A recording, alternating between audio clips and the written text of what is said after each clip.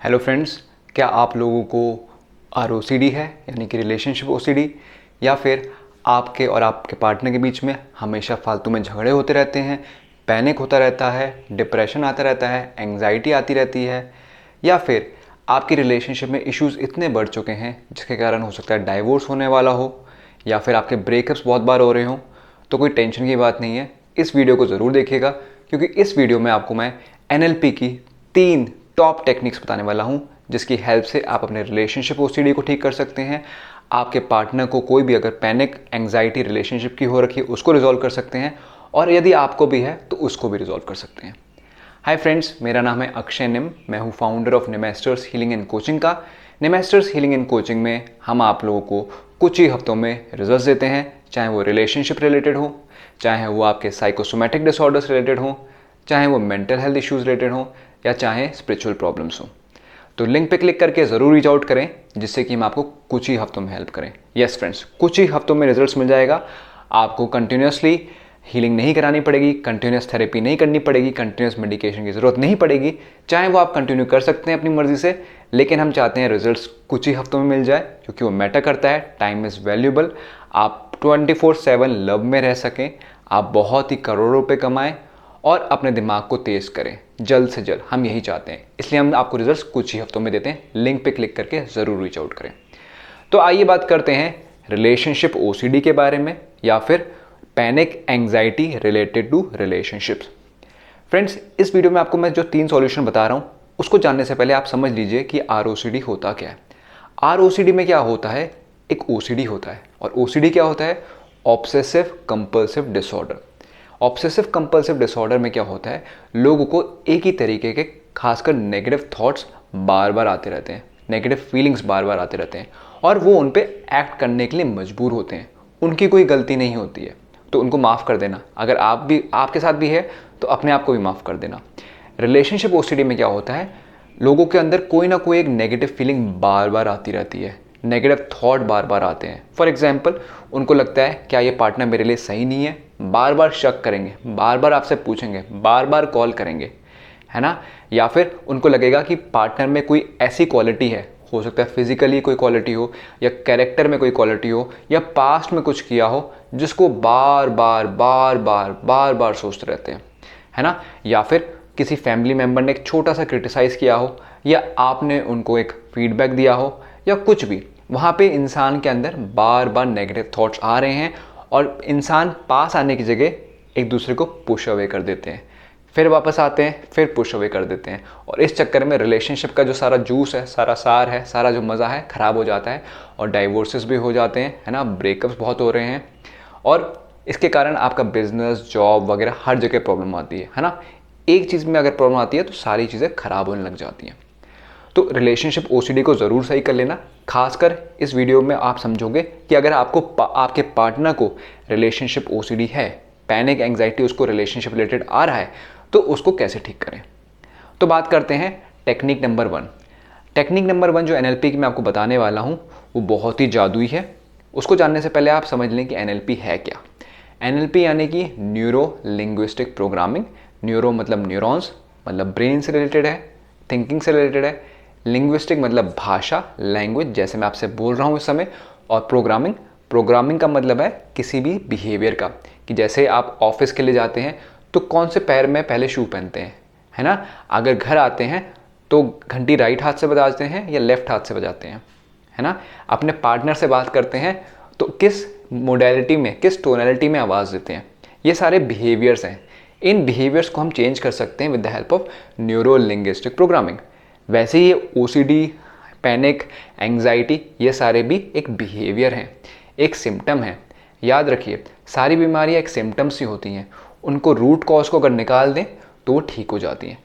अगर आपको ROCD diagnose हुआ हो, या आपके पार्टनर को ROCD डायग्नोस हुआ, या नहीं भी हुआ हो, तो एक ही बात है, उसके सिम्टम को आप रिजॉल्व कर दीजिए, प्रॉब्लम चली जाएगी। तो NLP की जो नंबर 1 टेक्निक मैं आपको बताने वाला हूँ अभी इस समय, उसका नाम है द लव एम्ब्रेस। ये टेक्निक बहुत ही ज़्यादा यूज़फुल है। ये मैं अपने क्लाइंट्स पे बहुत ज़्यादा यूज़ किया है, और इससे बड़े बड़े लोगों की बड़ी बड़ी एंग्जाइटी, खासकर रिलेशनशिप से जो रिलेटेड है, वो रिजॉल्व हो जाती है। उसका नाम है the love embrace. Yes friends, the love embrace, love मतलब प्यार, एम्ब्रेस मतलब गले लगाना। ये एनएलपी की ऐसी टेक्निक है जहाँ पे आप अपने पार्टनर को ऑब्जर्व करना सीखते हो। आप अपने पार्टनर को देखते हो कब वो शांत होता है, कब वो गुस्सा होता है और कब वो ट्रिगर होता है एंग्जाइटी के लिए। आपके पास 24 आवर्स होते हैं दिन में। अब ऐसा तो है नहीं कि पार्टनर 24 आवर्स एंग्री होगा, गुस्सा होगा या नेगेटिव थिंकिंग कर रहा होगा। पूरे दिन में कुछ ना कुछ ऐसे इंस्टेंसेस होंगे जब वो शांत होंगे, पीसफुल होंगे, बहुत लविंग होंगे। उस चीज़ को आपको आइडेंटिफाई करना है और या फिर उस चीज़ को रिक्रिएट करना है। साथ ही अपने माइंड में भी आपको याद करने की कोशिश करना है कि वो कौन सी सिचुएशंस हैं, वो कौन से मूवमेंट्स हैं जिसकी वजह से हमारी जो रिलेशनशिप है वर्थ इट है। और हर एक रिलेशनशिप में ये होता है, ये वर्थ इट चीज़ होती है, तभी आप रिलेशनशिप में गए हो, है ना। तो जब आप हमारे पास आते हो, हम आपको एक्सप्लेन करते हैं और प्रैक्टिस कराते हैं कि उस सिचुएशन को आइडेंटिफाई करना सीखें थ्रू एनएलपी। और जब उसको आइडेंटिफाई करते हो तो आप प्रैक्टिस करते हो द लव एम्ब्रेस। इसमें क्या होता है कि देखिए, आपका पार्टनर किसी सिचुएशन में जाकर टेंस हो जाता है और किसी सिचुएशन में जाके रिलैक्स हो जाता है। आप द लव एम्ब्रेस की हेल्प से उस सिचुएशन को आइडेंटिफाई कर पाते हो जब आपका पर्सन जो है रिलैक्स्ड है, वो लव के सिचुएशन में, और उस टाइम पे आप उनको गले लगाते हो। उस टाइम पे गले लगाते हो और उस मोमेंट को एंजॉय करते हो और वो भी एंजॉय करते हैं, है ना। हो सकता है कि मान लीजिए आपके और पार्टनर के बीच में इतनी लड़ाई हो रही है कि वो 1 से 100 के स्केल पे 100 हो, है ना। और बीच बीच में जो पीसफुल सिचुएशन आती है वो ऐसी आती है कि 90 रहती है ना। मतलब इतने परेशान हो कि 1 to 100 में 100 मतलब बहुत ज़्यादा परेशान हो, लेकिन 24 घंटे में केवल लेट से 2-3 मिनट ही सिचुएशन 90 पे पहुंचती है। तो वो आपको आइडेंटिफाई करना पड़ेगा और उस सिचुएशन में जाके आप उनको गले लगाओगे, बहुत ही शानदार और प्यारे तरीके से उनको गले लगाओगे, ठीक है। और ये चीज़ आप बार बार करोगे। इससे क्या होगा, आपका जो पार्टनर है और आप हो, आप रिकॉग्नाइज करना सीख जाओगे कि जब गले लगते हैं तो हम बहुत पीसफुल होते हैं। अगर आप 100 वाली सिचुएशन में गले लगाओगे तो गलती मत करना ये वाली, क्योंकि अगर आपका पार्टनर 100 पे है नेगेटिविटी पे उस मोमेंट पे और आपने गले लगा लिया तो रिलेशन पक्का से पक्का टूटेगा। बिल्कुल फ्रेंड्स, ये समझ लेना बात ध्यान से। हम क्या करते हैं, जब हमारे पार्टनर को गुस्सा आता है या डिप्रेशन में होता है, नेगेटिव स्टेट में होता है, हम उनके पास जाके और बातें करने की कोशिश करते हैं, उनको समझने की कोशिश करते हैं, उनको गले लगाने की कोशिश करते हैं। लेकिन इस कारण क्या होता है कि जब भी आप नेक्स्ट टाइम उनके पास जाएंगे उनको वही सिचुएशन याद आएगी। तो ये गलती ना करना। उनको गले कब लगाना है, जब वो थोड़े रिलैक्स्ड हैं, पीसफुल हैं, और इस चीज़ को प्रैक्टिस करना। इससे क्या होगा, नेक्स्ट टाइम जब वो 100 वाली सिचुएशन में जाने वाले होंगे, लेट्स से 90 पे थे, 90 नेगेटिविटी थी, और वो 91 पे जा रहे हैं, 92 पे जा रहे हैं, और आप रिकॉग्नाइज कर लिया है, उस मोमेंट पे आपको उनको जाके उसी तरह से उसी स्पेसिफिक सीक्वेंस ऑफ स्टेप्स में जैसे जो हम आपको सिखाएंगे उसमें आपको उनको गले लगाना है। आप जब उनको गले लगाओगे आप देखोगे कि उनकी एंग्जाइटी नहीं बढ़ रही है और वापस वो 90 पे पहुंच रहे हैं। फिर धीरे धीरे ओवर द वीक्स या ओवर द डेज या ओवर द आवर्स फिर 80 पे लेके जाया जाएगा, फिर 70 पे, 60 पे एंड सो ऑन। आप ये खुद भी ट्राई कर सकते हो। अगर आपको बात समझ में आ रही है तो उसको ज़रूर ट्राई करें। क्या करना है, अपने पार्टनर को आइडेंटिफाई करें कि वो किस टाइम पे रिलैक्स्ड होते हैं और उस टाइम पे उनको बहुत अच्छे से जाके प्यार से गले लगाएं, आंखों में देखें और छोड़ दें, कुछ कहने की ज़रूरत नहीं है। फिर दोबारा जब सिचुएशन आए, जब वो लोग बहुत पीसफुल हैं, फिर से जाके उसी स्टाइल में गले लगाएं, ठीक है। ये कई बार करोगे। फिर जब नेक्स्ट टाइम उनकी एंग्जाइटी ट्रिगर हो रही है, जिस टाइम पे आपको लग रहा है ये परेशान हो रहे हैं, ओवर थिंकिंग हो रहे हैं, रात में सो नहीं पा रहे हैं, तो उनको फिर से उसी जगह पे लेके जाओ जहाँ पे आपने गले लगाया था, है ना, और उसी तरह से आप उनको गले लगाओ। आप देखोगे कि उनकी एंग्जाइटी रिड्यूस हो रही है। कई बार आर्ग्यूमेंट भी हो रहा होगा, उस टाइम पे भी कर सकते हो, लेकिन ये बहुत ही सटल टेक्निक है, तो आपको देखना पड़ेगा कब सूट करती है कब नहीं करती। इसलिए आप ज़रूर एक प्रोफेशनल एनएलपी प्रैक्टिशनर की हेल्प लें, हमारी भी हेल्प ले सकते हैं, लिंक पे क्लिक करके ज़रूर रीच आउट करें। अब बात करते हैं टेक्निक नंबर 2 की। पहली टेक्निक का नाम था द लव एम्ब्रेस, है ना। दूसरी टेक्निक जो हमारे सबसे ज़्यादा यूज़फुल हुई है बहुत सारे कपल्स के बीच में, जो उनकी एंग्जाइटी है, फोबिया है ना, इस चीज़ को हेल्प करने में, वो है the dance of love. Yes friends, the dance of love. ये बहुत ही पावरफुल टेक्निक है। ये दो लोगों के बीच में, जिनके बीच में प्यार नहीं भी है, उनके बीच में भी लव डेवलप करती है, और आप लोगों के बीच में तो ऑलरेडी प्यार है, तो वहाँ पे भी आपको हेल्प करती है लव को ग्रो करने में और एंग्जाइटी को किक आउट करने में, ओसीडी को किक आउट करने में, पैनिक को किक आउट करने में, डिप्रेशन को किक आउट करने में। और ये बहुत ही सटल टेक्निक है। ये टेक्निक सबसे ज़्यादा तब काम करेगी जब आपके पार्टनर को भी पता हो इस बारे में, लेकिन अगर नहीं भी पता है इस टाइम पे वो रेडी नहीं है, तब भी आप इसको धीरे धीरे प्रैक्टिस कर सकते हो। इस टेक्निक में आप क्या करते हो, आप सीखते हो अपने पार्टनर के साथ उनको मिरर करना, उनके जैसा बनना, साइकोलॉजिकली मिरर करना। जैसे वो सोच रहे हैं, जैसे वो फील कर रहे हैं, जैसे वो मूव कर रहे हैं, आप वो करना सीखते हो। जब आप ऐसा करते हो तो ऐसा लगेगा कि आप एक दूसरे के मिरर बने हुए हो।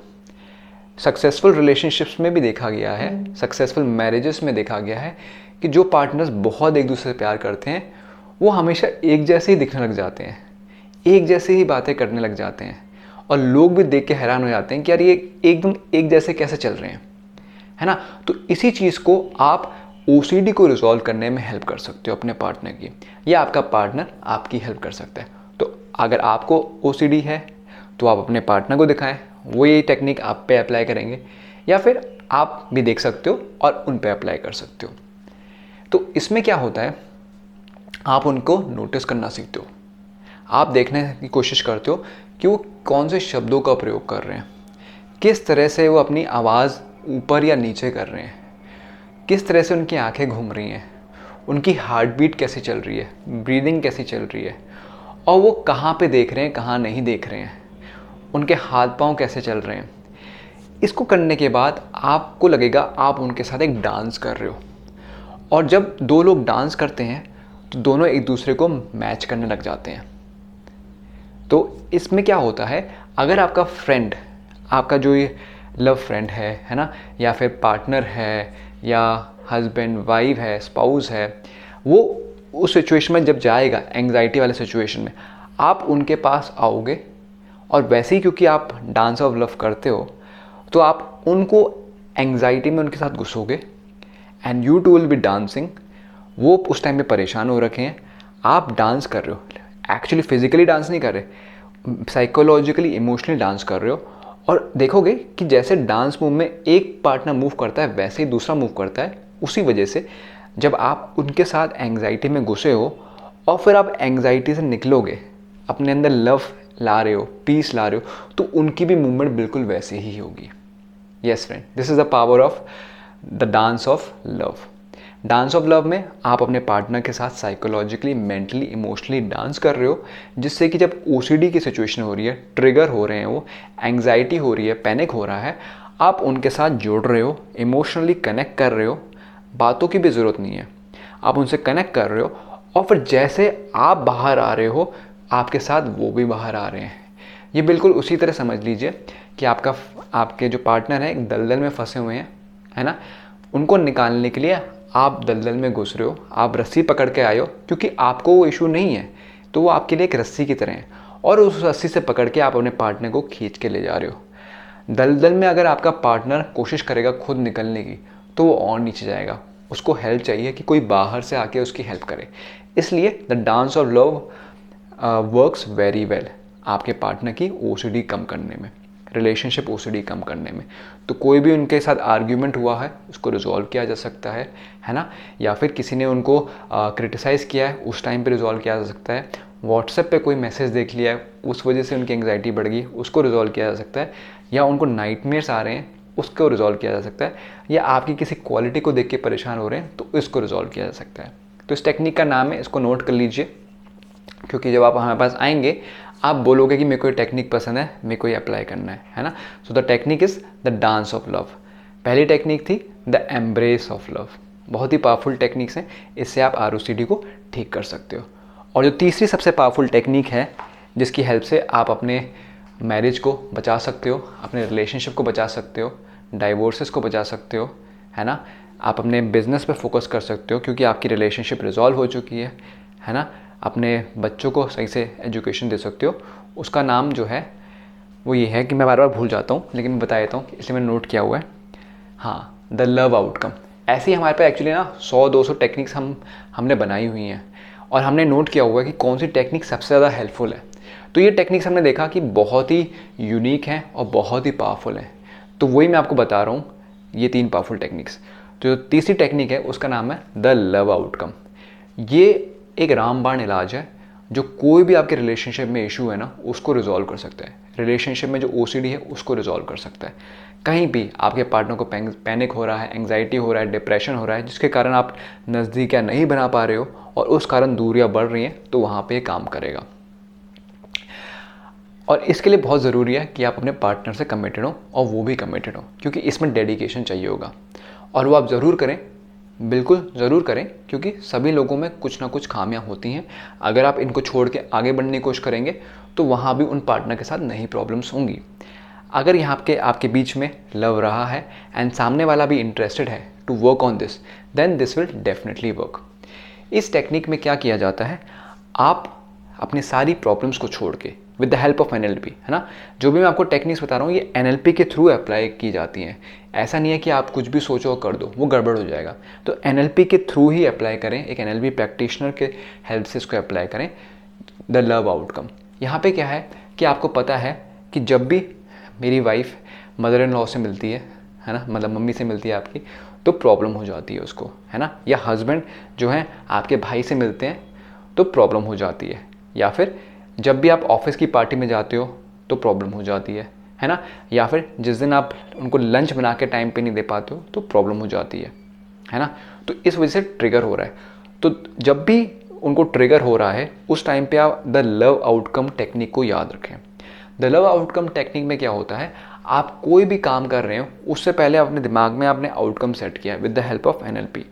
आपने जब ये टेक्निक अप्लाई की, आउटकम सेट किया कि यार ये पर्सन मेरे से झगड़ रहा है या मैं झगड़ रहा हूँ, इसका आउटकम क्या है। इसका आउटकम यही है कि हम दोनों के बीच में किसी वजह से कुछ मिसअंडरस्टैंडिंग हुई है, या फिर इनमें कोई खामी है या मेरे में कोई खामी है, उसको हम दूर करना चाहते हैं जिससे कि लव मिले। जब आप इस इंटेंशन को सेट करके with the help of NLP apply करते हो तो आपकी जो कन्वर्जेशन है ना, उसमें झगड़े तो बहुत होंगे, फ्रिक्शन तो बहुत होगा, लेकिन वो फ्रिक्शन ऐसा होगा कि समुद्र मंथन की तरह उसमें से अमृत निकलेगा और विष भी निकलेगा। विष जो है वो एनएलपी ले लेगा और जो अमृत है, जो प्यार है, वो आप दोनों को मिल जाएगा। तो इस टेक्निक का नाम है द लव आउटकम, जहाँ पे आप अपने आउटकम को डिसाइड करने के बाद उनके साथ कन्वर्जेशन कर रहे हो और वो भी कमिटेड है, वो भी आपके साथ कन्वर्जेशन कर रहे हैं और इस वजह से इश्यूज रिजॉल्व हो रहा है। तो ये थी 3 टॉप टेक्निक्स ऑफ एनएलपी जो आपके रिलेशनशिप ओसीडी में हेल्प कर सकती हैं। खासकर आपके पार्टनर को अगर रिलेशनशिप ओसीडी है तो उनको हेल्प करने में हेल्प करेंगी आपकी पैनिक, एंग्जाइटी, डिप्रेशन, कोई भी इशू जो उसकी वजह से आप रिलेशनशिप एंजॉय नहीं कर पा रहे हो वो ठीक होगा। मैं एक बार रिवाइज करा देता हूँ और आप लिंक ज़रूर याद रखिएगा, उस पर क्लिक करके हमारे पास रीच आउट करें जिससे कि कुछ ही हफ्तों में आपको रिजल्ट्स दिलाएं। सो द पहली टेक्निक थी, उसका नाम था द लव एम्ब्रेस, जहाँ पे आप एनएलपी की हेल्प से आइडेंटिफाई करते हैं कि पर्सन कब पीसफुल है, कब शांत है, और उस टाइम पे उसको गले लगाते हैं जिससे कि नेक्स्ट टाइम जब वो अशांति की तरफ बढ़ रहे होंगे उनको उसी तरह से फिर से गले लगाएं जिससे कि उनकी शांति बढ़े, और धीरे धीरे करके 100 से 90, 80, 70 करके 0 तक लाया जा सकता है। दूसरी टेक्निक का नाम है द डांस ऑफ लव, जहाँ पे आप अपने पार्टनर को साइकोलॉजिकली और इमोशनली मिरर करते हैं जिससे कि जब वो एंग्जाइटी या पैनिक में है तो उनके साथ आप इमोशनली कनेक्ट कर रहे हो, डांस कर रहे हो, और फिर जैसे ही आप बाहर आ रहे हो डांस में, है ना, जैसे ही आप नई डांस मूव कर रहे हो जो कि है एंग्जाइटी से बाहर आने की, खुश होने की, वो भी आपके साथ बाहर आ रहे हैं, फिर आप जा रहे हो, फिर बाहर आ रहे हैं, तो ये डांस की तरह काम कर रहा है और वो बाहर आ जाएंगे, है ना। ये बहुत ही पावरफुल टेक्निक है। और जो तीसरी टेक्निक है उसका नाम है द लव आउटकम, जहाँ पे आप कोई भी कन्वर्सेशन करने से पहले यह ध्यान रखें कि आप कन्वर्सेशन क्यों कर रहे हैं, जिससे कि आपके बीच में जो डिफरेंसेस हैं वो डिज़ॉल्व हो जाए और लव आ जाए। और ध्यान रखिएगा ये तीनों टेक्निक बहुत पावरफुल है, इनको एनएलपी के द्वारा इम्प्लीमेंट किया जाता है, न्यूरो लिंग्विस्टिक प्रोग्रामिंग। वो आप किसी भी एनएलपी प्रैक्टिशनर से करा सकते हैं, हमारे थ्रू करा सकते हैं। लिंक पे क्लिक करके रीच आउट करें, क्योंकि हम आपको केवल ये नहीं देंगे कि आप वीक बाय वीक थेरेपी कराते रहो, बल्कि कुछ ही हफ्तों में रिजल्ट्स मिल जाएं, क्योंकि यार कुछ ही दिनों में, कुछ ही हफ्तों में डाइवोर्सेस भी हो सकते हैं, ब्रेकअप्स भी हो सकते हैं, सिचुएशन ऐसी पहुंच सकती है कि कोई मतलब हादसा ना हो जाए, कोई सुसाइड ना कर ले, है ना, या आपकी जॉब ना चले जाए, या बच्चों पे असर ना हो जाए, क्योंकि बच्चों पे असर हो जाता है ना तो इंसान टूट जाता है। तो please do not waste your time, click on the link और हमें रीच आउट करें। इस वीडियो को कमेंट करके बताएं कि आप आगे क्या सुनना चाहते हैं, इसमें क्या इंसाइट्स मिली, सबसे ज़्यादा क्या इंटरेस्टिंग लगा, और इसको अपने फ्रेंड्स के साथ भी ज़रूर शेयर करें जो क्योंकि कोई ना कोई कहीं ना कहीं किसी मेंटल प्रॉब्लम से ज़रूर गुजर रहा है। इस वीडियो से उनको होप मिलेगी, आइडियाज़ मिलेंगे और वो अपने ऊपर काम करना शुरू करेंगे। तो ये है friends Akshay Nim, founder of Nimester senior coaching का, कहते हुए बाय बाय, मिलेंगे नेक्स्ट वीडियो में।